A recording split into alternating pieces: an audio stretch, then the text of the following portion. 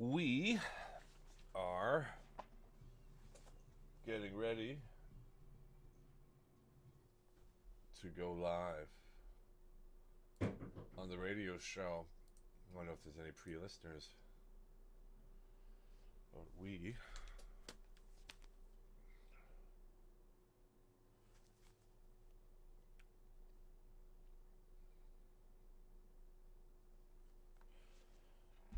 are going to connect the radio network.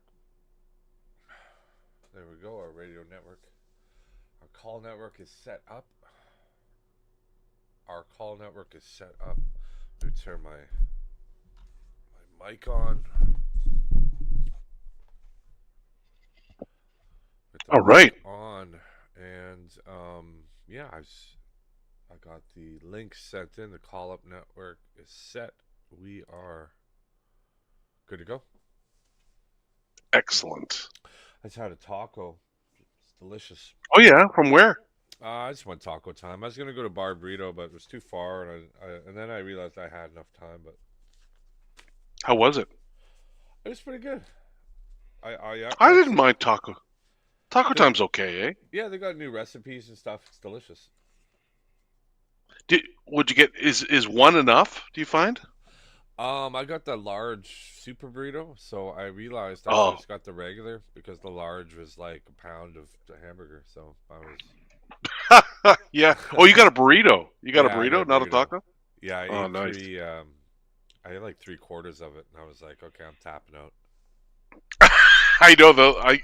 I've done that before where I'm like, oh, I'm hungry. I'll get the larger No, version, and you're like, holy shit, this is a big this tube is of way, meat. this is way too much. Here we Oh are. We're man. now live on the network. Oh, I'm gonna get the Facebook link going. All right, let's see. You got the music, eh? I did, yeah.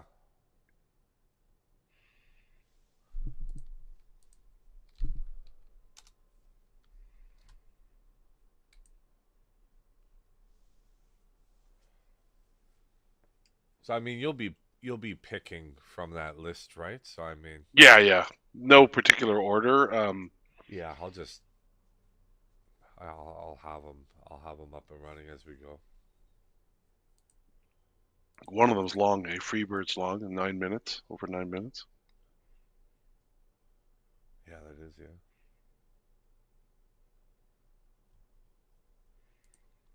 I was just reading a review, Tony, of that movie that Pamela Anderson's in. Have you Oh, heard about okay. this? Yeah, she's like she's getting an Emmy or something for it. Yeah, yeah. It's called The Last Showgirl. So she plays like an old well showgirl, like Like an Vegas evening showgirl. showgirl, yeah. Yeah, yeah. Sounds kind of interesting, So it's actually. like a woman's version of the wrestler. Yeah, could be, eh? Hey, you know what I saw over the holidays? I saw that Bob Dylan movie. Oh, how is it? Well, I'm not a Bob Dylan fan. Let me just make that clear. I don't No, really I think like him. he's I hit and respect miss, his right? ability. He's hit and Yeah, miss. yeah, I He's respect. hit and miss. Yeah, but I know he's a great songwriter, and I think he's an awful singer. But Well, we're anyway, we're we're told that. Yeah, yeah, yeah. yeah, yeah, yeah, that's right. Constantly. And yeah, and but actually, it's a really good movie. Oh, okay. It's a really good. It's actually fantastic. Like I, it was I don't know 2.5 hours or whatever, 240 maybe. It was pretty long. Can't remember, but anyway, it kept me interested the whole time. So that's a good sign. I didn't fall asleep or anything like that. I mean, like they'll say like these superlatives, like they're like Bob Dylan, the writer of a multi generation, like the world's best song, but it's like is that true though? Yeah, I don't think so. Because I think he's great. I think he's definitely within the other artists. He's at the Sure. at the top of the top 20 or 50 or whatever. But like this kind of and you see certain people, these certain stars that the media fall in love with, and people, the Yes. fans of them also contribute. Like Leonard Cohen, the Yeah. Tragically Hip. there's like this cult like, and they're like, there'll never be another one. He was the best. He's the best. He always is the. And you're like, well, they're great, but I mean, there's just such a range to say that they're the best of one thing. Yeah, Like yeah. I And mean, there's some world's Leonard best Cohen's a good Oh yeah, name. there's some Like world's Leonard best Cohen's. There's some world's best croquet players, but I mean, you wouldn't say in sports. You know what I mean? Like Leonard Ronstein, the croquet player in all of sports. You had to pick croquet. But it is a sport like any other, and I and you would. yes, I played in How did people's he hit? backyards. He did an 8 ball combo. You know what I mean? You're like, wow, that is really An eight impressive. ball An combo. 8 ball, you would, but you wouldn't say like Michael Jordan and him are the same. Exactly. Even though he hit the 8 ball combo 8 ball in the combo, yeah. backyard at Scarborough. Yeah. You should probably be saving this for the radio. Oh, don't worry. Something else will come Oh yeah, up I'll instead. think of another croquet. Croquet. Of all things. Croquet. I can't, when you pulled that one out, I just like, what the croquet? They call Leonard Ronstein the Bo Jackson of croquet because he's also a world class badminton player. Like what? Like what? Like it's not the same as Bo Jackson. Exactly. But it's funny you mentioned Leonard Cohen, right? Yeah. Again, another guy who's a brilliant songwriter, poet, whatever you want to call him. A horrible voice. Like, let's be honest. But if you look to that era, you look at someone like Joni Mitchell. Great, brilliant songwriter, great voice, right? So wouldn't she be superior? Considered. That's what I mean. Like you have these God gifted, like the most beautiful voices on the planet, where we all can go, wow, that's truly top 10.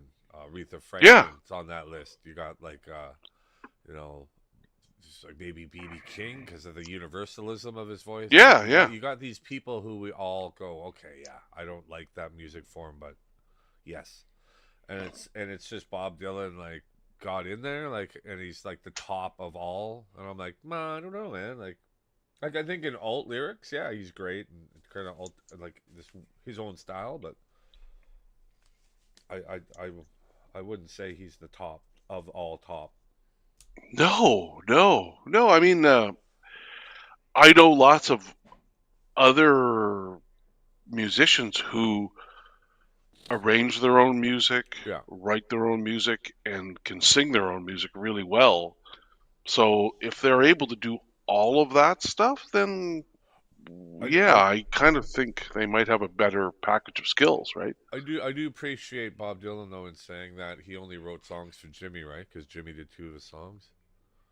Oh, really? I All on didn't know that. Watchtower and I forgot the other one, but he said I Oh, he only wrote those, eh? he said I only wrote songs for Jimmy. He says and so he even was like Jimmy's like the a tower over me. So I appreciate that about Bob Dylan.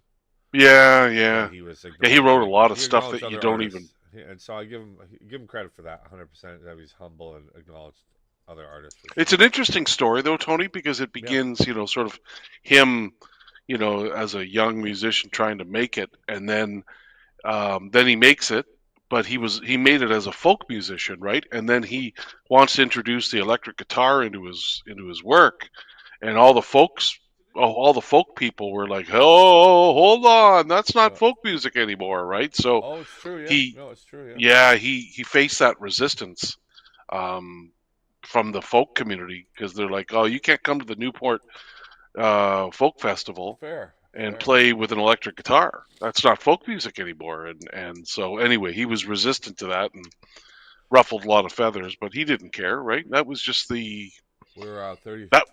30 seconds out. Yep, Okay, gotcha. Yep. I'll just do your usual introduction. I'll jump in and I'll Mm-hmm. okay. Okay. Get 20 seconds. Yep.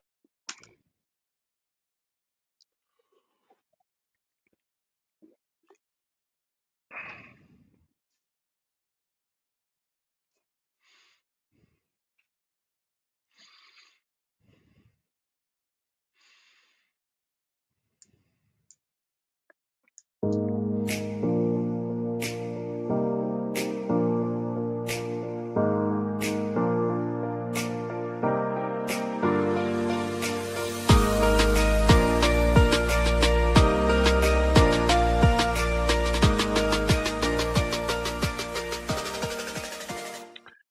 afternoon, everyone. My name is Don Parkinson, and I'm a senior consultation specialist with Atkins Realis.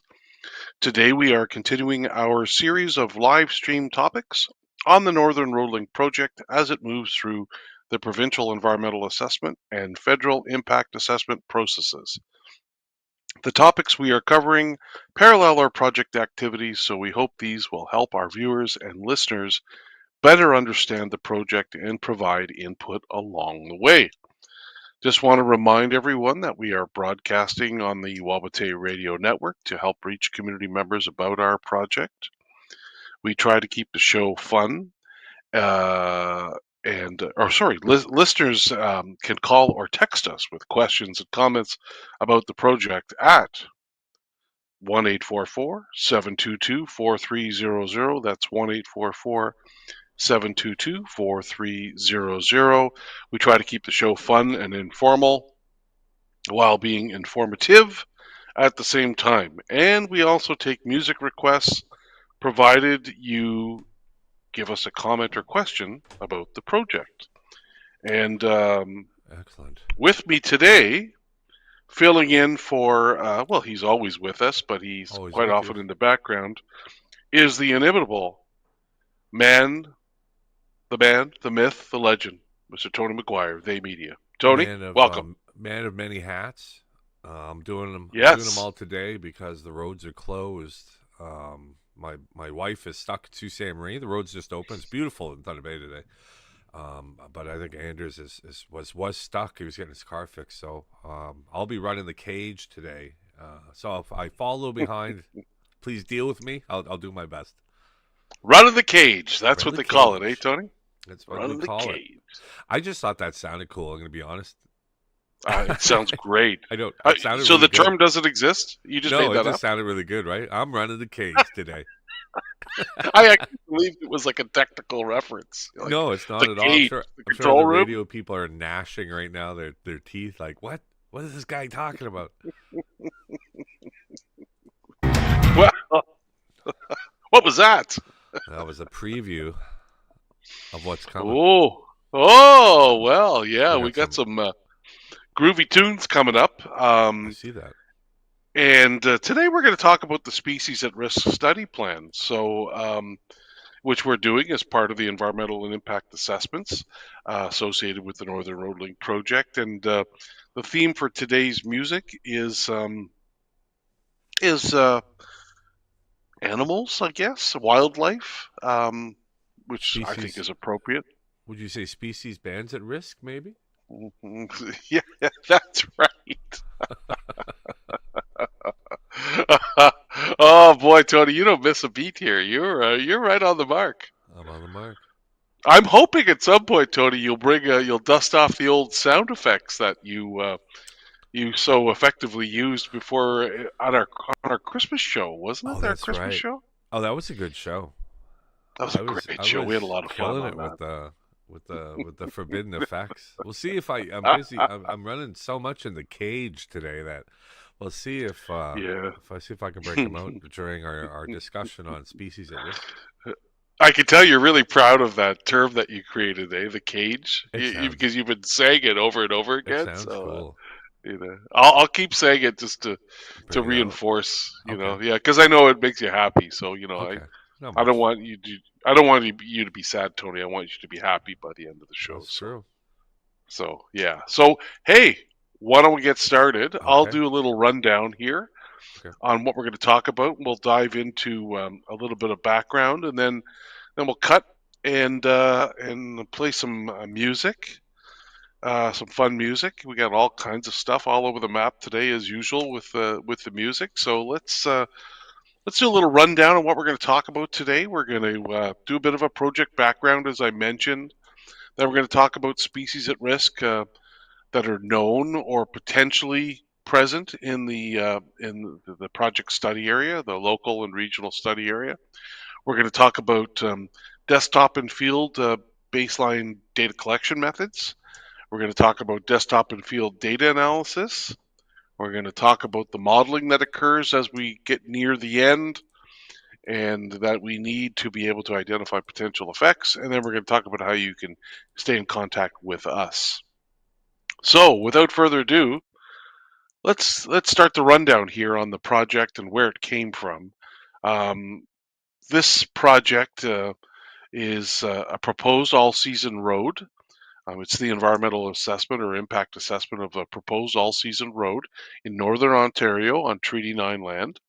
It would connect ultimately the Ring of Fire mineral deposits to the provincial highway network or all-season highway network through a connection with the Martin Falls Community Access Road. It would provide an opportunity for Webequie First Nation to connect to the all-season highway network through its proposed Webequie Supply Road, and we'll get into how these all fit together in a minute. And just for some of our new listeners, the Ring of Fire is considered to be one of the more promising mineral development opportunities in Ontario. This project specifically, as well as the other two road projects, all-season road projects, is subject to the Provincial Environmental Assessment Act and the Federal Impact Assessment Act. And this project is unique, fairly unique in the sense that its proponents, meaning sort of the leaders of the project or the initiators of the project, are both First Nations, remote First Nations, in fact, 500 kilometers away from Thunder Bay. And this environmental assessment or impact assessment was initiated in 2020 after the province of Ontario, Martin Falls, and Webequie agreed to work together, and so both communities agreed to be subject to have this project subject to a provincial environmental assessment, and that's where we stand now when it comes to this project. And this project actually also interacts with the two other all-season road projects, and I'll get into that right now. So the Northern Road Link is a proposed all-season road that sits between two other proposed all-season road projects. To the north, we have the Webequie Supply Road project, which is a planned 107-kilometer road extending from Webequie Airport southeast to just east of the Wilkatai River and the McFalls Lake area, where it would then connect with the northern end of the Northern Road Link Road, which would extend south, meeting up with the Martin Falls Community Access Road west of Martin Falls. And then that Martin Falls Community Access Road extends south where it would connect with two upgraded resource roads that ultimately connect with the provincial highway in the Nakina area. So in the end, you would be connecting Webequie First Nation and Martin Falls First Nation to the provincial highway network, as well as the Ring of Fire to the provincial highway network. So that's how these three projects fit together. And Tony, with that, I think it's time for a musical interlude. And I'll just remind everyone that the listeners can call or text us with questions and comments about the project at 1-844-722-4300. That's 1-844-722-4300. If you have a comment or question about the project, you can then make a song request, right? So what are you thinking? I'm thinking, Tony, let's kick things off with let's kick things off with a real bone shaker, a popular song. One that's it's hugely popular now. You hear it at sporting events. It's done by Survivor, and it's called "Eye of the Tiger." Remember that one, Tony? Remember that one? Yes. How could you forget it? Play it all the time now, don't they? At sporting events. Do they? It's like an anthem. Sports events? Oh yeah, absolutely. Okay. It's an anthem, right? It's one of those sports anthems. Okay, yeah. It's played... I mean, Sylvester Stallone. Was that from the original Rocky? I guess it was from the original Rocky. Remember they're Yeah, racing. yeah. Remember they're racing on the beach. Him and his friend, and they're those Yes. 1980s shorts. Yes, that's right. And it's part of my PTSD, that scene. Yeah, how couldn't it be? After you see those shorts. Well, we have your Eye of the Tiger, so Let's listen to Eye of the Tiger, and then we'll come back and continue with the background on the project.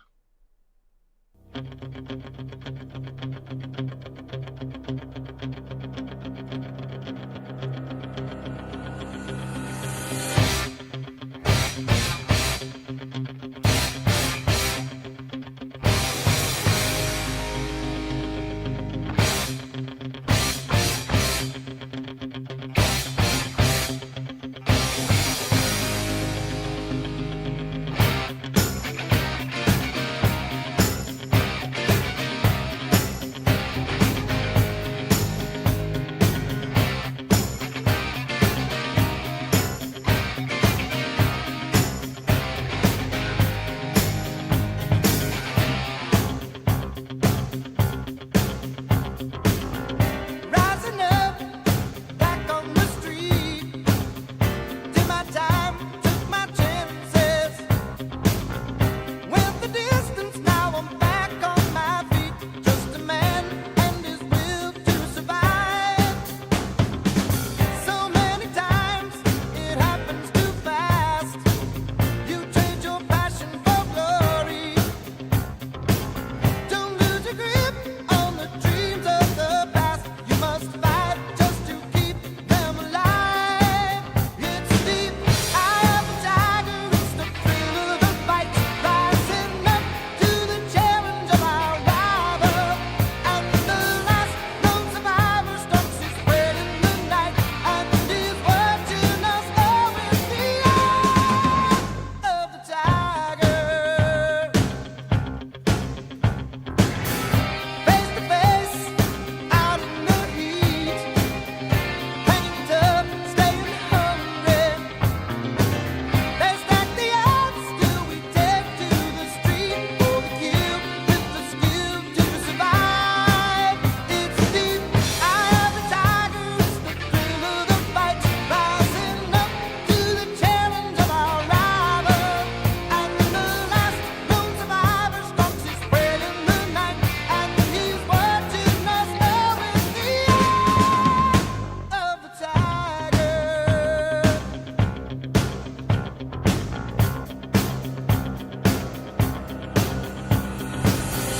Rising up, straight to the top. Had the guts, got the glory. Went the distance, now I'm not gonna stop. Just a man and his will to survive. It's the eye of the tiger, it's the thrill of the fight. Rising up to the challenge of our rival. And the last known survivor stalks his prey in the night. And he's watching us all with the eye of the tiger.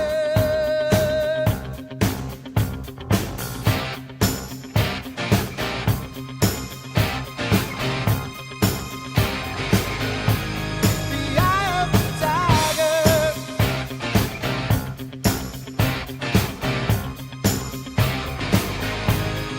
Eye of the tiger.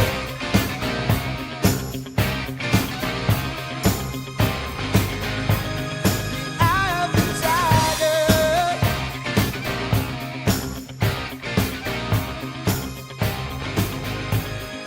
Eye of the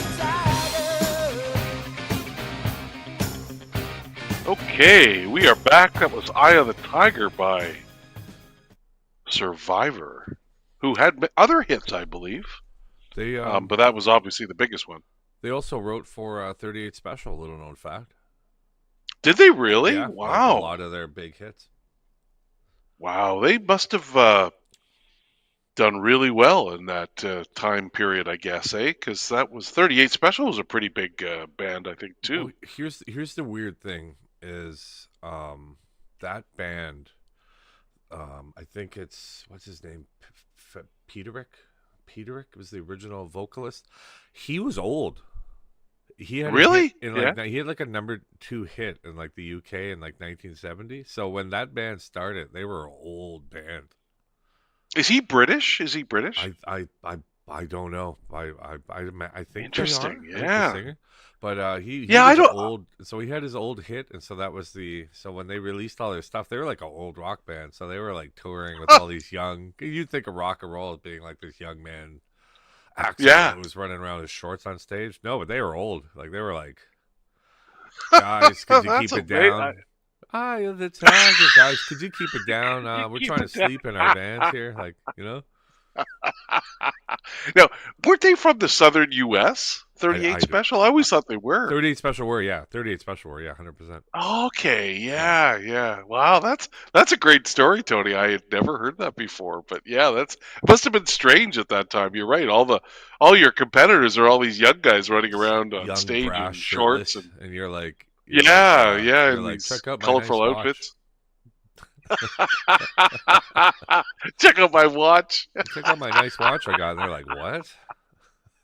I have acquired a new timepiece. I Look at my may, new timepiece. I may have a snifter later. I don't know if you want to join me for a spot of whiskey. And they're like, Retire to the drawing room the drawing to room, do some drawing the room. drawings. Oh well, I guess we've gotten a bit off topic, so I guess Oh. I'll try and redirect us back to The- species at The risk. project components, I believe. Yes, thank you. Yes. So I always say this, that it's more than just a two-lane road. That when we're doing these road environmental assessments, it's more than just the road. There's other components to it. So there's this ancillary infrastructure, which is all needed to support the road, the construction of the road, the operation of the road. So there's components like storage and laydown areas for materials and equipment. There's maintenance facilities and yards. Now, these would be permanent. The storage and laydown areas would be temporary. There would be access roads to get to facilities such as pits and quarries to get the material to build the road with and to maintain the road.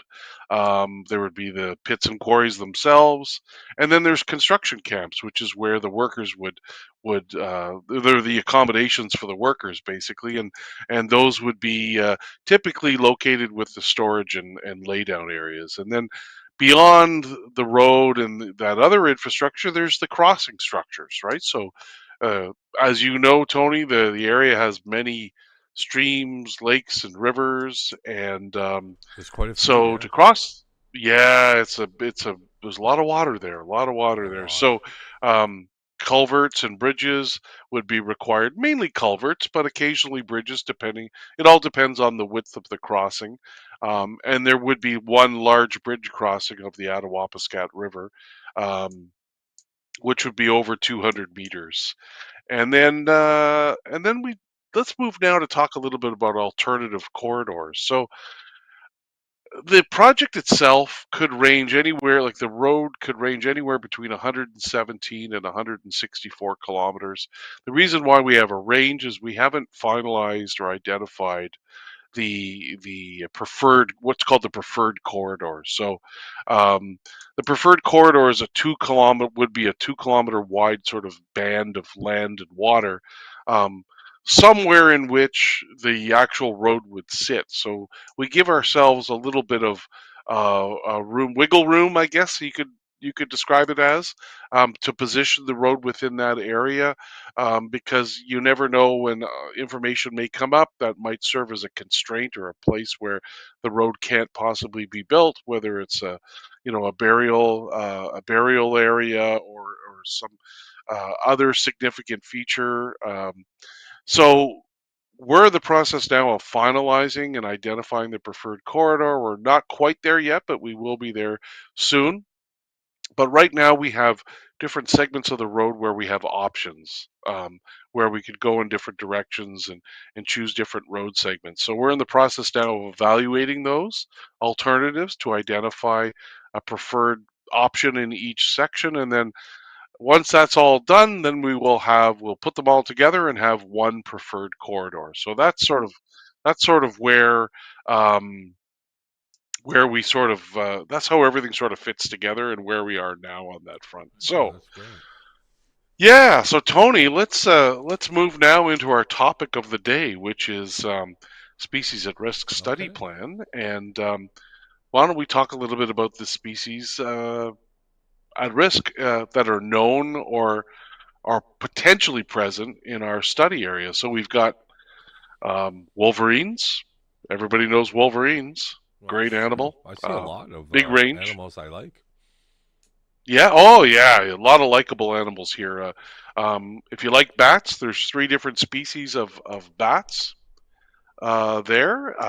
Little brown myotis, northern myotis, and the tricolored bat.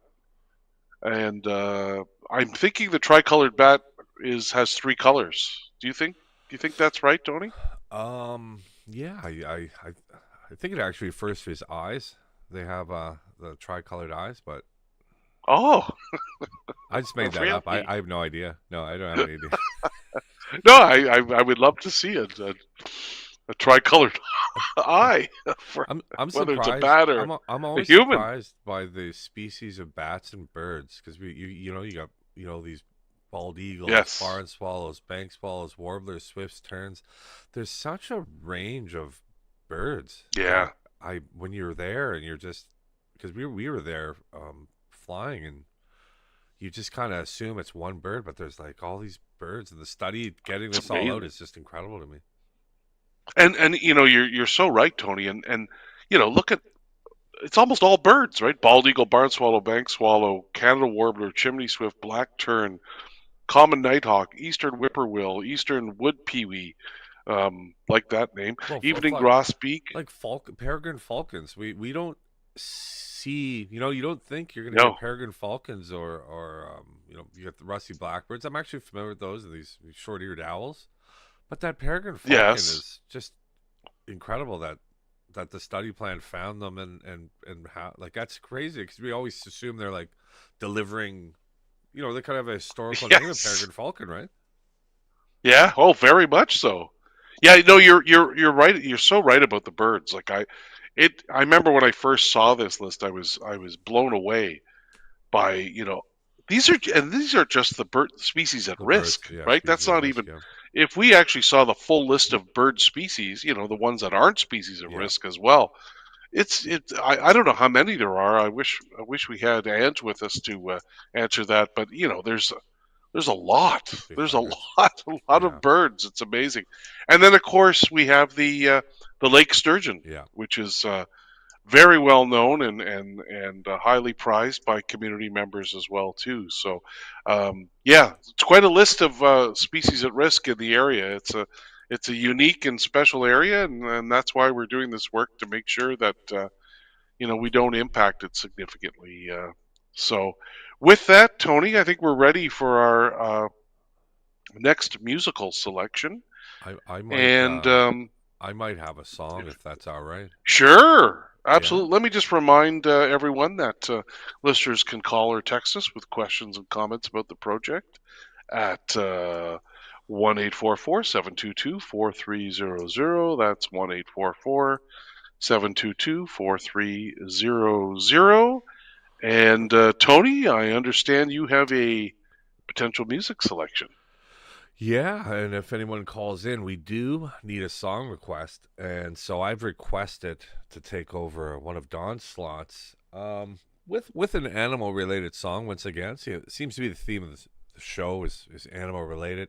I don't know how rare or at risk these animals are, but I'm just gonna play it. I'm gonna let you comment on it afterwards. I'm not even gonna give the title. All right.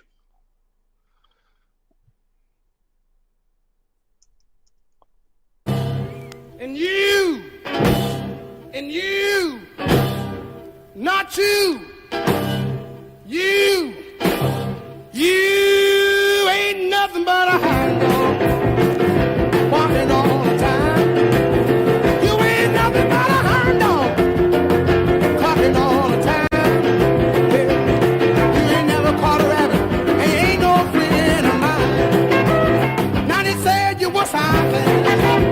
And I can look through that. Now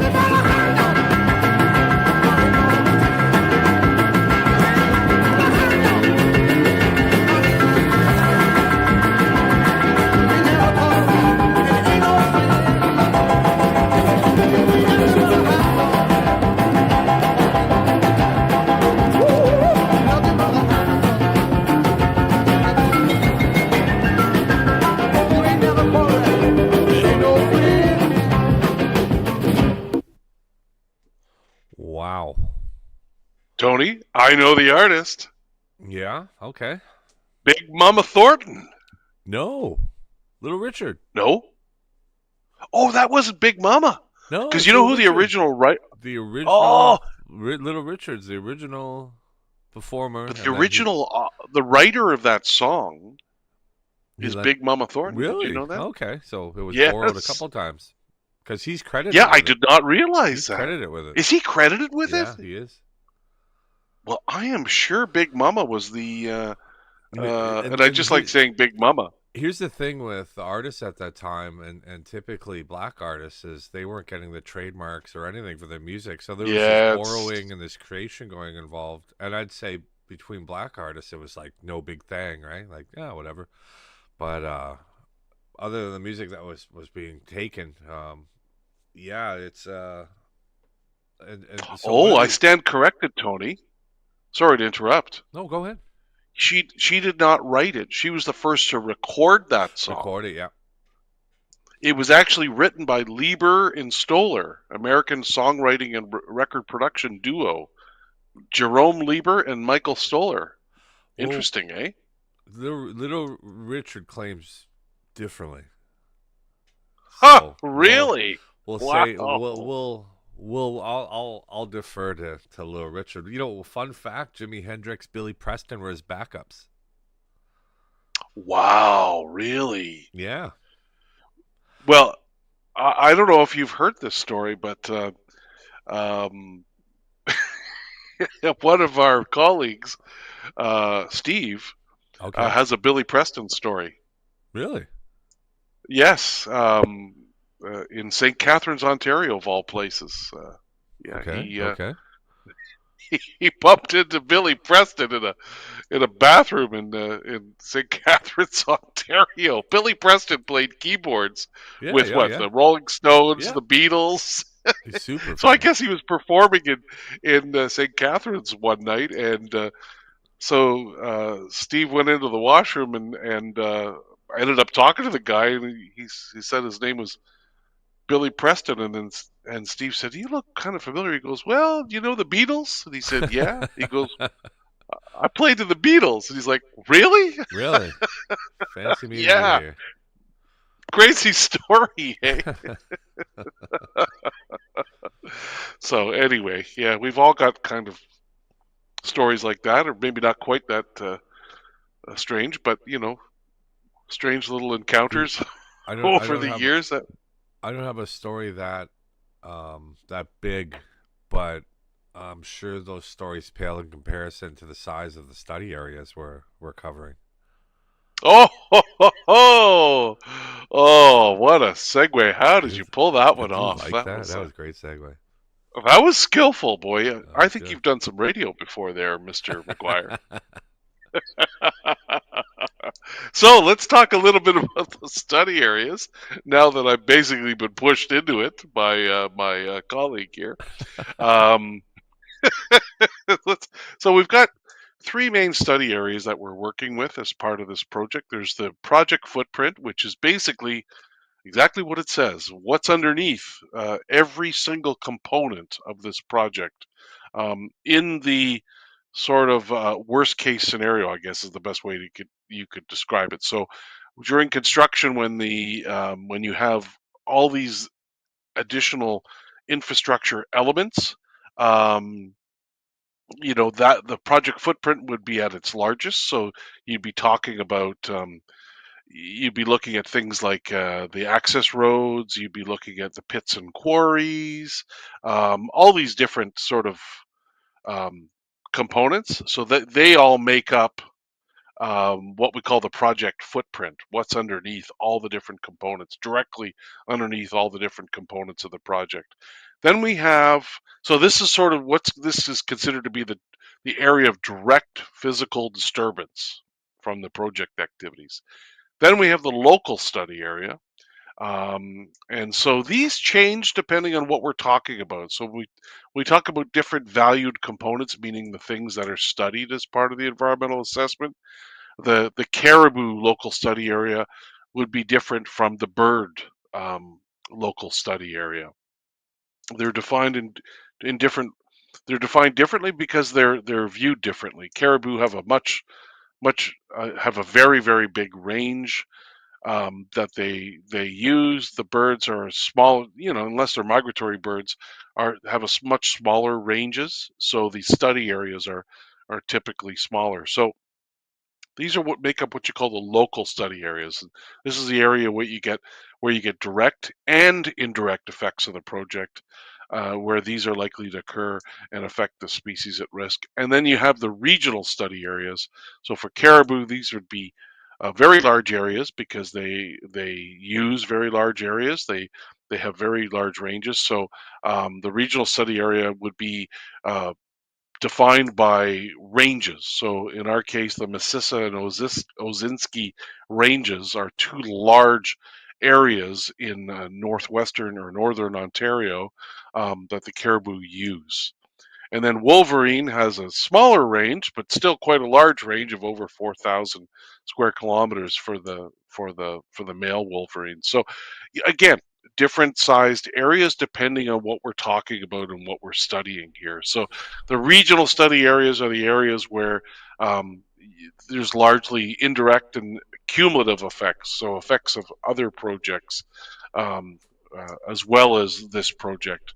So it's a more of a regional or broader regional context, I guess, is the best way to describe it. So, Don, um, when we yes, sir. see a 4,000 or 4,109 square kilometer range for wolverines, and this applies to other animals, did the study teams did they make assumptions around that? How did they would come up with that? Because that's a huge area. So what they do, that's a good question, Tony. What they do is they translate that into, so that's a big area, right? So you It's imagine huge. like an area that's 20 by 200 kilometers. Let's just make it simple, right? So Okay, yep, 20 yep. times 200 is 4,000. And if my math is correct, is that not? Yeah, that's Yeah, correct. that It's is, yes, yeah. 4,000. So you take that. What they do then is they take that and they say, okay, how could that be distributed around the project study area, right? So they say take that area and apply it around the study area, and that ends up being sort of how they define the area for uh, for for wolverines, Okay. the study area for wolverines. So yeah, that's a good question. That's how they would do it, because they don't just pick a square. Obviously, the animals are all over the place. So, but they have to translate it into like a dimensions around the study area. Basically, that's Okay. how they do it. So let's, before we go to our next song, let me just talk a little bit about the data collection methods, specifically on the desktop side. So typically for this work, there's a lot of background work that's looked into. So looking at previous studies, whether they're done by indigenous communities or by academics or NGOs or non-government organizations like special interest groups, government research studies.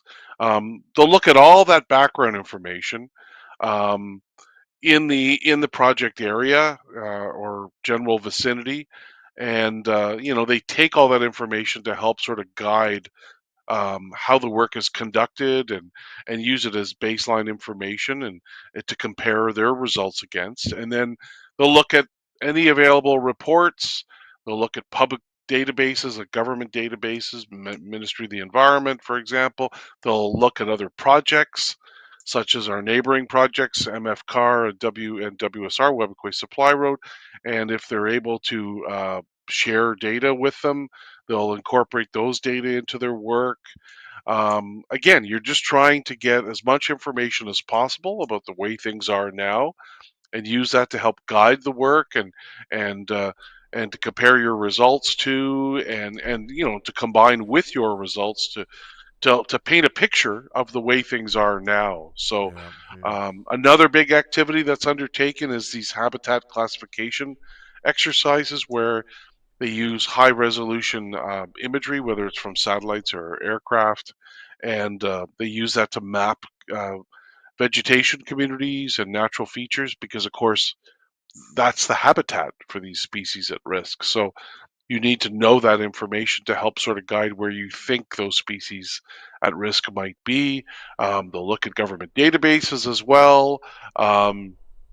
And get access to things like caribou data through sensitive data use agreements as well too, to help inform the work. So yeah, lots of different Very intensive. methods. Yeah, pretty intensive. Yeah, it's a long multi-year exercise to conduct these studies and to put everything together. And as we'll see at the end of today's show, putting it all together and painting that picture helps us sort of figure out what the potential effects might be. So with that, I think we're ready, Tony, for another musical selection. I believe so. What do you have for us? I'm thinking now.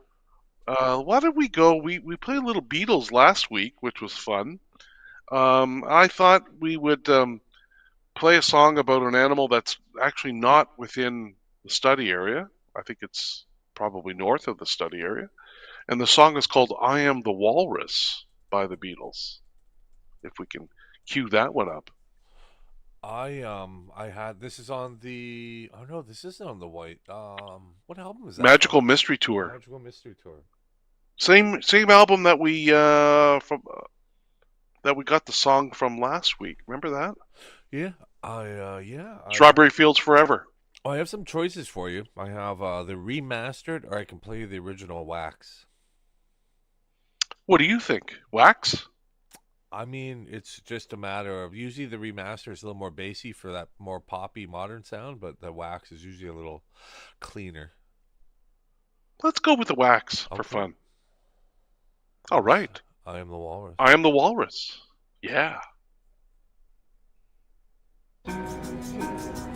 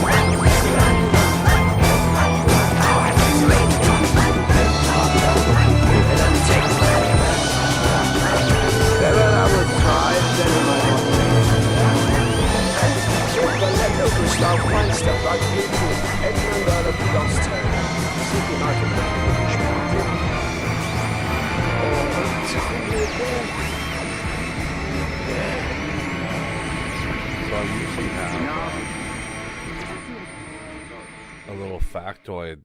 And many of them I knew just because I like the culture of rock and pop, and so I'll have a lot. But I've never actually looked up "I Am the Walrus" in the background of any of the lyrics, Yeah. and none of it is safe for the radio show.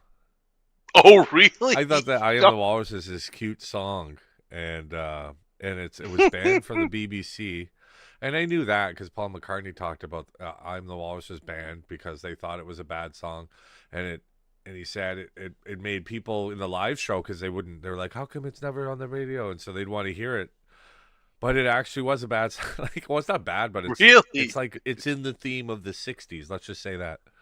Okay, yeah, yeah. Yeah, so Interesting. I'm gonna have to look them up, the lyrics afterwards. Oh, look up no one else look that up. Don't. But it's I did not expect that. I thought it was gonna be cute and it'll be like, maybe a little bit of acid or whatever. That's the '60s. It was, you know, but no, it's naughty, as the British would say. Well, I remember you pointed that out about one of the songs that I believe I was playing one time.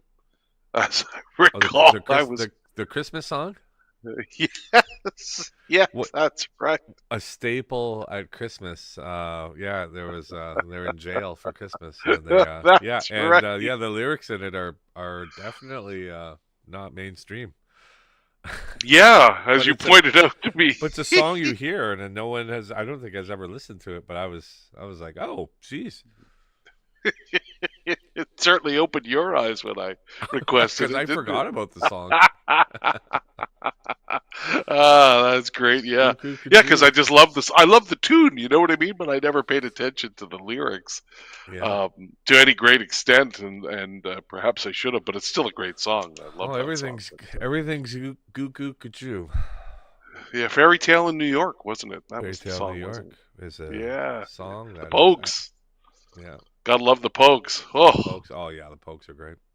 fantastic. Well, we move along here, and let's talk a little bit now about some of the baseline data collection methods, the field methods. So the field work that's being undertaken as part of this work, and so there's a whole bunch of different activities, Tony, that are undertaken. There's a lot of bat habitat assessments. Yeah. There's acoustic surveys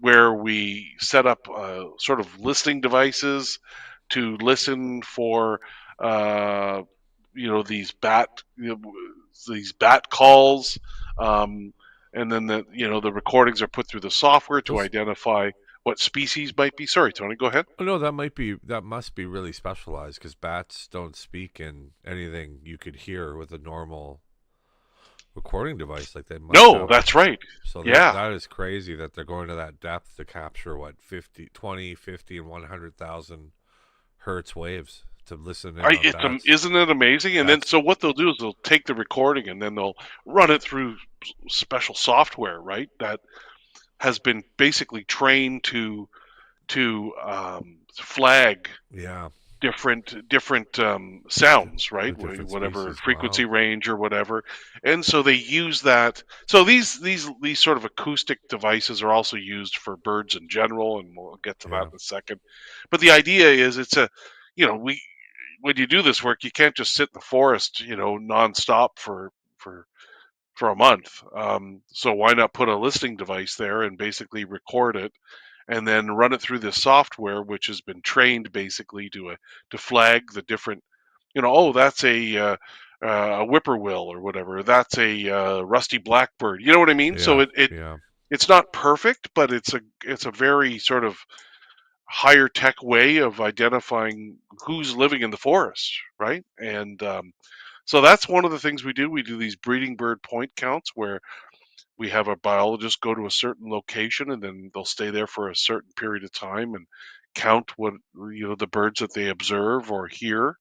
Um, we have these acoustic surveys for birds using these acoustic recording units, like I was talking about before. Um, there's targeted surveys for bank swallows, barn swallows. We do fish spawning surveys, when we're talking about sturgeon.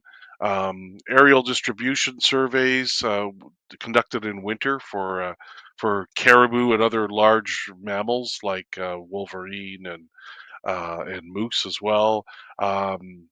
Ground-based winter track surveys where we fly above the ground and look for tracks. That's usually done as part of the aerial distribution surveys. Use of game cameras, set up at different locations to see what wildlife crosses in the cameras. Caribou collaring, of course, to track caribou's movements over a period of time, real-time reporting. Acoustic environment and disturbance studies where we set up, devices to listen and identify, the sort of the how loud things get in a particular area over a period of time to get the sort of baseline idea of noise levels. Wolverine studies, about those. Yeah. And then just, when our people are out there in the field doing their work, we call them opportunistic observations. So basically when they're doing their work, if they see things that, they weren't planning on going out and doing that, but if they see something, they'll record, I saw a black bear at this location at this time, recording these sort of opportunistic observations because they all help sort of paint that picture, right, of the way things are now, because we're trying to establish a baseline, right, the way things are now. So yeah, lots of different studies, desktop and field for the data analysis side. Desktop, we do a lot of mapping, a lot of geographic information systems, bringing information together from the field combined with our base information. Use that information to help inform the studies, to help design studies on where to conduct surveys, different study locations for those surveys. And then the field program is basically to describe the biodiversity, meaning the number of species and the abundance of those species in a particular area. So we look at look for the habitats and where these are too, these suitable habitats, and map these locations. And then we take all this information and then we put it all together and we do what you call modeling. And I'll get to that after our next musical selection, which I will hand over to you, Tony, if you have one ready. I do. I can play a quick goodie, and I'm sure you'll like this. I'll let you guess at its origins. Okay. I'm just slowly bringing it up. Any other clues about this or tidbits of information about this? It's fast. It's famous, and it's usually used for, I would say, back when it first came out, beer pong. And oh, wow. Okay. So here, I'm just queuing it, and here we go. So we'll talk about it after this. It's short, so that we can do the next bit, and then we can end it on your final song. So you got it. Sounds good. Okay.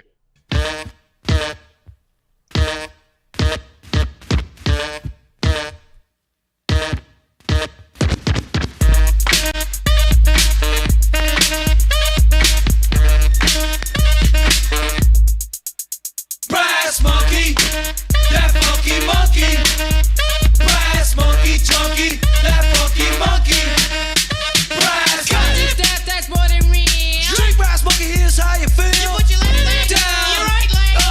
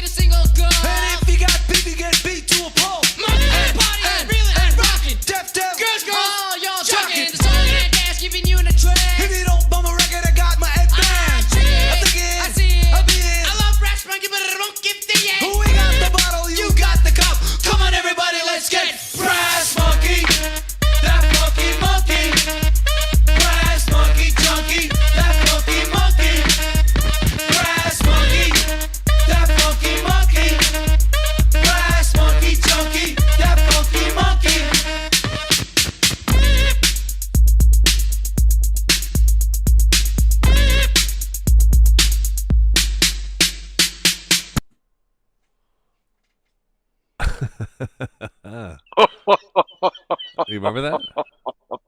I sure do. Okay. Right on. Well, I think it's appropriate given the cold temperatures we're facing right now. Yes. As you know, that's a colloquialism, as they call it. And I won't get into any further detail on that, but it was very important. That's some Beastie Boys, Brass Monkey for everyone out there. Another animal-related song, very famous. It's so. I like that song. It's so fun. It's a great song. Oh, that one threw me. That one really threw me off. But it's very appropriate given the cold weather that we have Yes, right now. yes. That's all I'm going to say. Yeah. So, with that, let's talk a little bit. We'll wrap things up by talking about modeling, which is basically taking all the work done, the data collection and all the background information, assembling it together to paint a picture of what we think is where, and then compare that to where the project footprint is and the local and regional study areas, and then from that information try to identify potential effects of the project when it comes to species at risk. So that's sort of where we bring everything together, and so we look at species, we generate species distribution models, so predicting what is where and how much we think might be there in terms of number of individuals, whatever information we can get to sort of give us that really comprehensive picture of what we think is there and what we think would be affected by the project. So that's a really important step. And yeah, Tony, with that, that pretty well wraps up today's discussion of the Yeah. Species at Risk Study Plan, and we hope this was helpful and encourages you to join us next week. Don't forget to keep in touch with our project team members through the website, northernroadlink.ca. And yeah, we're going to play out with another song. Miigwech to everyone for joining us today. Please join us again next week. Yeah. And Tony, I was thinking maybe What are you thinking? I'm thinking maybe we play out with what have I got here? A song by the Red Hot Chili Peppers called Slow Cheetah. Do you know that one? I do actually. Yes. I saw them I thought perform it maybe- live in Minnesota. It was great. Oh wow, really? I've never seen them live. Love to see them live. It's They're from still Stadium touring, aren't Ar- they? It's from Stadium Arcadium. It's one of their later Oh. albums. Yeah, it's a great song. Oh, it is. Okay. Let's listen to Slow Cheetah. And thanks for everyone joining us today. And we will talk to you again next week. Yeah, we'll see you next week.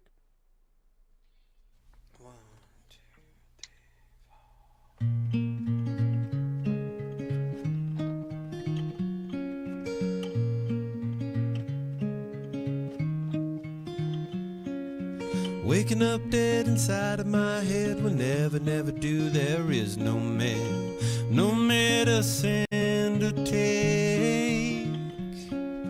I've had a chance to be insane asylum from the falling rain. I've had a chance to break.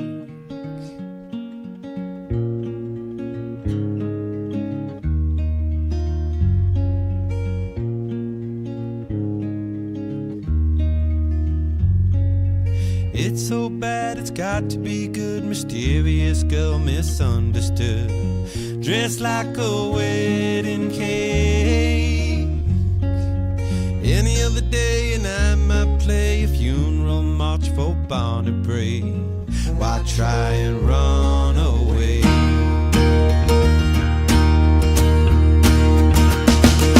Slow cheetah, come before my forest. Look like it's on today. Slow cheetah, come so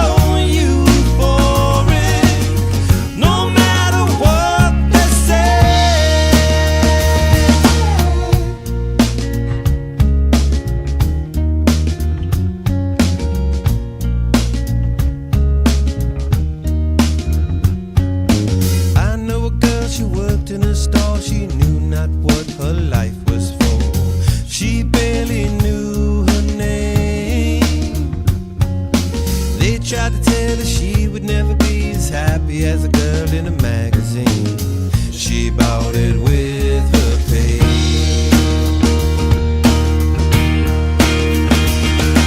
Slug trader come before my forest.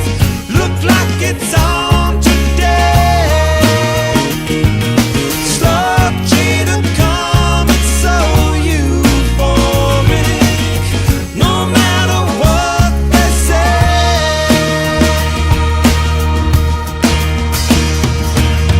Everyone has so much to say. They talk their lives away. Don't even hesitate. Walking on down to the burial ground. It's a very old dance with a merry old sound. Looks like it's on today.